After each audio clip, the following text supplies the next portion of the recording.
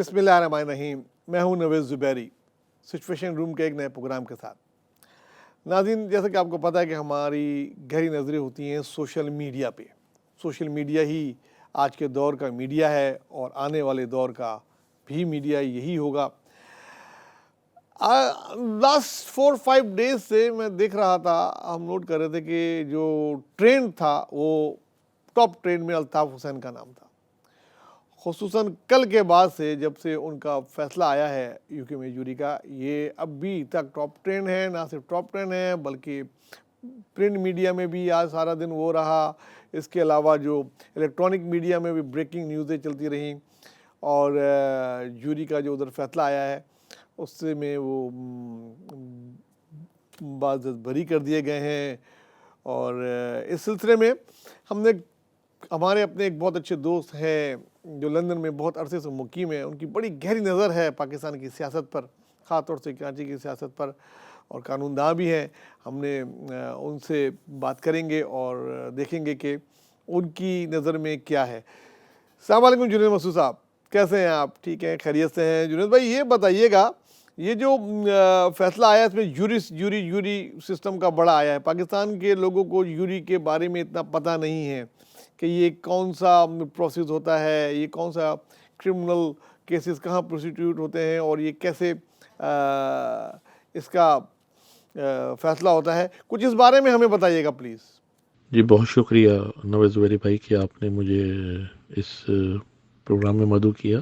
دیکھیں، برطانیہ میں جو کرمنل کیس ہے وہ عموماً کراؤن کورٹ میں چلتا ہے، مجسٹریٹ کورٹ میں نہیں چلتا. اور کراؤن کورٹ میں کرمنل کیسز کی تعداد زیادہ ہوتی ہے اور ان میں جیوری ممبر جو ہوتے ہیں وہ اس کیس کو سنتے ہیں اور ڈیسائیڈ کرتے ہیں کہ آیا جو ملزم ہے وہ بے گناہ ہے یا قصوروار ہے. اچھا جنید بھائی یہ بتائیے گا کہ ان پر کیس کیا تھا؟ وہ مشہور زمانہ 22 اگست 2016 والا کیس تھا، بغاوت کا کیس تھا، یا کوئی اور بھی کیس چل رہا تھا جس میں ان کو چارج کیا تھا؟ اس طرح کیس کے بارے میں ہمیں تھوڑا تفصیل سے بتائیے گا پلیز. الطاف حسین صاحب جو بانی متحدہ ہیں، ان کی تقریر جو کہ انہوں نے 22 اگست 2016 کو کی تھی، ایک برطانیہ کے مقامی وقت کے حساب سے صبح اور ایک دوپہر کے وقت. اس تقریر میں جو کراؤن پروسیکیوشن سروس، جسے ہم سی پی ایس کہتے ہیں اور جیسے آپ استغاثہ سمجھ سکتے ہیں ہماری زبان میں، انہوں نے ان کو یہ چارج کیا تھا کہ آپ نے برطانوی سرزمین پہ رہتے ہوئے اپنی تقریر کے ذریعے کراچی میں لوگوں کو دہشت گردی کے واقعات پہ اکسایا اور حکومت کے خلاف اکسایا، جس کے نتیجے میں جلاؤ، گھیراؤ، توڑ پھوڑ ہوئی اور ایک شخص کی ہلاکت ہوئی اور گاڑیوں کو نظر آتش کیا گیا.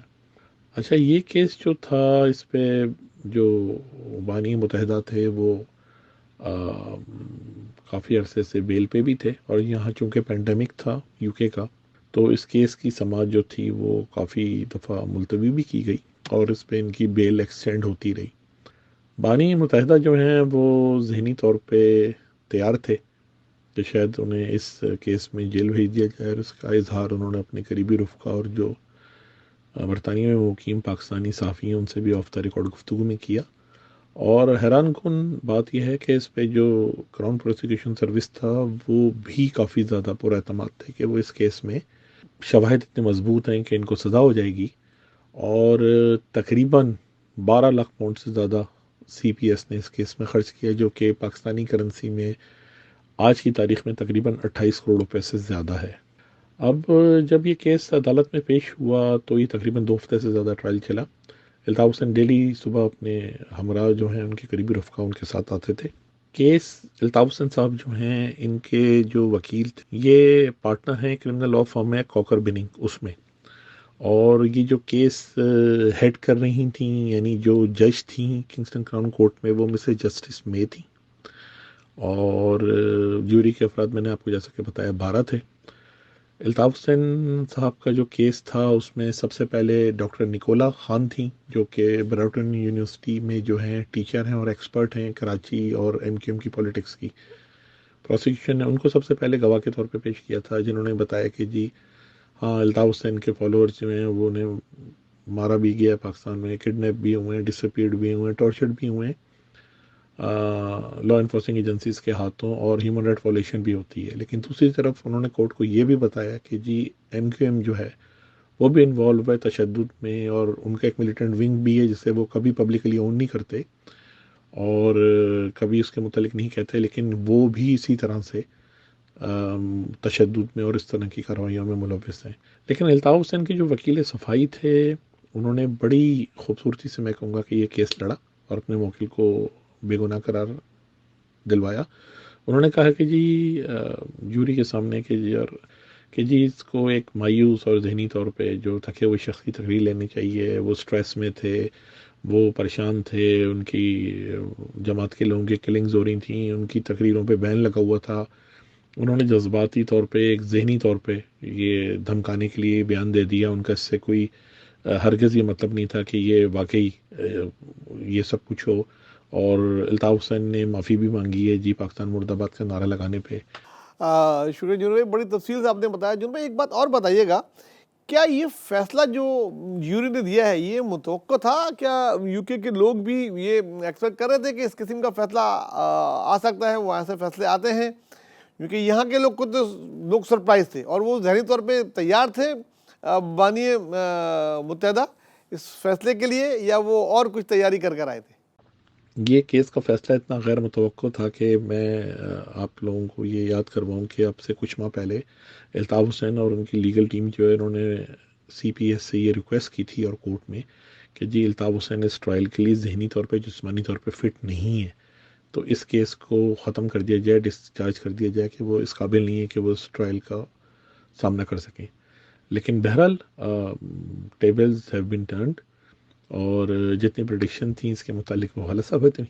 الطاف حسین صاحب جو ہیں وہ ان دونوں چارجز میں باعزت بری ہوئے، اور اس کے بعد جو ہیں وہ کمرہ عدالت کے اندر ایک بڑا عجیب سا ماحول تھا جب یہ جسٹس مے نے فیصلہ سنایا کہ وہ جو ہیں وہ بری کی جاتے ہیں اور وہ اٹھ کے چلی گئیں اپنے چیمبر کی طرف پیچھے. تو الطاف حسین اور ان کے جو رفقا تھے تقریباً 6 سے 7 وہ خوشی سے رونے لگے اور ایک دوسرے کے گلے مل کے جو ہے وہ ایک دوسرے کو تسلیاں دینے لگے، اور بڑے جذباتی مناظر تقریباً 20 منٹ تک کورٹ روم کے اندر ہی رہے. اور اس کے بعد الطاف حسین صاحب باہر آئے، وہاں موجود انہوں نے میڈیا سے خطاب کیا اور جیوری کے کچھ ممبران تھے ان کے ساتھ انہوں نے ان کی تصویریں بھی کھنچوائیں اور ان کا شکریہ بھی ادا کیا. بہت بہت شکریہ جنید مسعود صاحب، آپ نے بہت تفصیل سے یہ بتایا. ہمیں کچھ دیر کے لیے تو ایسا لگا کہ ہم وہیں کمرہ عدالت میں ہی موجود ہیں اور یہ سب مناظر دیکھ رہے ہیں، حالانکہ ہم نے پہلے کافی دیکھے ہوئے ہیں اس قسم کے مناظر. بہرحال جنید بھائی آپ سے انشاءاللہ مستقبل میں بھی ہم آپ کی رائے سے مستفید ہوتے رہیں گے. Thank you very much. ناظرین آگے چلتے ہیں. یہ جو فیصلہ آیا ہے ان کے بری ہونے کا، اب دیکھنا یہ ہے کہ اس کے دورست نتائج کراچی اور سندھ اور پاکستان کی سیاست میں پڑیں گے یا یہ ایسے ہی ایک فیصلہ بن کے رہ جائے گا. اور دوسرا دیکھنا یہ پڑے گا کہ جو آنے والی سیاست میں آنے والے جو دن ہیں، جو بہت تیز دن ہیں آ رہے ہیں، اس میں اس کو کس طریقے سے لیا جائے گا، اور کیا کوئی ان پہ جو بینڈ لگا ہوا ہے اب جب اس پہ یہ کیس پہ بری ہو گئے ہیں تو پاکستانی میں جو اس کے کیس چل رہے ہیں اگر چل رہے ہیں تو اس پہ کیا اثر انداز اس کا نتیجہ ہوگا، اور کیا ان پہ بینڈ ہٹے گا، کیا 9-0 کھلے گا. یہ آنے والے وہ سوالات ہیں جو اگلے 10-12 دنوں میں بہت زیادہ پوچھے جائیں گے. آگے چلتے ہیں ناظرین، پاکستان کی سیاست میں کیا ہو رہا ہے. پاکستان کی سیاست میں آپ لوگ کو یاد ہوگا لاسٹ ویک میں نے ایک پروگرام کیا تھا جو سب سے پہلے کیا تھا میں نے، اس میں تھا کہ جی کا جانا ٹھہر گیا، صبح گیا یا شام گیا. اس کے بعد تیز طور پہ الیکٹرانک میڈیا اور پرنٹ میڈیا اور سوشل میڈیا سب جگہ عدم اعتماد کی باتیں ہونے لگیں کہ یہ آ رہی ہے، وہ آ رہی ہے، پنجاب میں آ رہی ہے، اس میں آ رہی ہے. اس میں میں نے تفصیل سے میں نے بتایا تھا اور میرا اس میں بھی یہ موقف تھا کہ یہ جو بھی اس میں ہوگا اس میں جو اہم کردار ادا کرے گا وہ ہے جہانگیر ترین گروپ. اور آج یہ بات ثابت بھی ہوگی. جہانگیر ترین گروپ کا ایک اہم اجلاس ہوا اور اجلاس کے بعد مزے کی بات یہ کوئی پریس بریفنگ نہیں دی گئی، بلکہ یہ کہا گیا کہ یہ جو بھی فیصلہ ہوا اس کو ہم نے مخفی رکھا ہے اور یہ آنے والے وقت میں جب ٹائم آئے گا تو بتائیں گے. تو یہ کوئی زومانی بات نہیں تھی، میرے خیال میں ایک کلیئر میسیج تھا کہ عمران خان کے لیے کوئی اچھی خبر اس میں नहीं है PTI के लिए। पाकिस्तान में अदम अतमाद की भी गूंज है। दूसरी तरफ लॉन्ग मार्च हो रही है, 27 फरवरी को पीपल्स पार्टी कराची से निकाल रही है और ये कई पड़ाव डालती हुई इस्लामाबाद पहुंचेगी। इसी तरीके से PDM अपनी लॉन्ग मार्च की फुल तैयारी में है। उनकी डेट तो 23 मार्च है, लेकिन हो सकता है उसमें चेंजेस भी मुतवक्को हैं। लेकिन इन सबसे पहले जो चीज़ मुतवक्को है वो है नॉन कॉन्फिडेंस। नो कॉन्फिडेंस आएगा और अगर वो आया तो इन हाउस चेंज होगा, जो आइनी तरीके से होगा, जिसकी गुंजाइश आइन में मौजूद है। जो भी हो वो अच्छा ही हो। आगे चलते हैं कि जिस चीज़ की गूंज और चली बड़ी सोशल मीडिया में और मीडिया में पिछले 3 दिन में, वो था इमरान खान ने जो अवार्ड्स दिए हैं। ख़ास तौर से जो पहला अवार्ड है वही याद है, बाकी दूसरा तीसरा तो किसी को याद रहा ही नहीं। पहला अवार्ड उन्होंने मुराद सईद को दिया, जिससे उनके 20-25 वज़रा नाराज़ हो गए। शाह महमूद कुरैशी ने ख़त लिख दिया और बड़ी चीज़ें हुई। एक निजी चैनल पे पाबंदी लग गई। आज उसके मालिक पे, मौसूद साहब पे, घर पे FIA ने उन पे अरेस्ट कर लिया और तशद्दुद भी हुआ। बड़े चीज़ें चलती रहीं, फिर शाम में उसको कोर्ट में बुला लिया गया। बहरहाल उन पे दहशतगर्दी समेत कई केस डाल दिए गए हैं और ये मुराद सईद के अवार्ड की गूंज है। इसकी बहुत सारी गूंज चल रही है और लेकिन इसमें किसी को फ़ायदा हुआ नहीं हो मुराद सईद के अलावा एक को बड़ा फ़ायदा हुआ है। वो फ़ायदा ये है कि रेहान खान की बुक की मांग बढ़ गई है। एक मरतबा फिर उनकी बुक की मांग बढ़ गई है। लोग देख रहे हैं भाई क्या ऐसी बात है उसमें, मुराद सईद में जो उसकी बुक में लिखी गई है। बहरहाल हम इस कंट्रोवर्शियल में नहीं जाते, लेकिन उनकी ये जो बात है कि बुक की मांग बढ़ गई है। तुलबा यूनियन पे से पाबंदी हटा ली है सिंध ने। नाज़रीन, ये एक बहुत जो एक पॉजिटिव खबर अगर मैं पूरे वीक में या पूरे उसमें निकालूंगा तो ये है कि तुलबा यूनियन पे पाबंदी थी 1983 से एक आमिर ने लगाई थी और पाकिस्तान में सियासतदानों का कहत पड़ गया था। अगर आप कोई मेडिकल यूनिवर्सिटी बंद कर दें तो डॉक्टरों का कहत 20 साल बाद पड़ जाएगा, 30 साल। इंजीनियरिंग यूनिवर्सिटियाँ बंद कर दें, 30 साल बाद आपके पास कोई इंजीनियर ही नहीं होगा। यही हाल है। जब 30 साल से आपने तुलबा यूनियन पे पाबंदी लगा दी है और जो सियासतदान जो बनते थे, जो तालिब इल्म रहनुमा होते थे, वही बेहतरीन सियासतदान थे। आप उठा के देख लें कि बेनज़ीर भुट्टो से लेके अपोजिशन के भी जो भी नाम लें, बड़ा सियासतदान वो स्टूडेंट लीडर रहा है माजी में।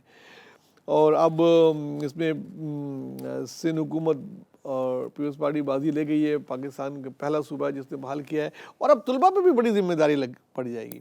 अब जब ये बहाल हो गई हैं, इनके बाद इनका एक एक बिहेवियर, इनका चलना फिरना, कपड़े पहनना, इनकी लीडर्स की एक एक चीज़ पे तुलबा की नज़र होगी।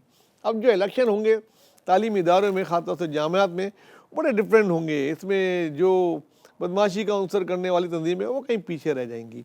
बहरहाल ये एक अच्छी चीज़ है और इससे तुलबा के लिए बड़े फ़ायदे होंगे। पेट्रोल बम जो है वो गिरा दिया गया है। ये कोई नई बात तो रही नहीं।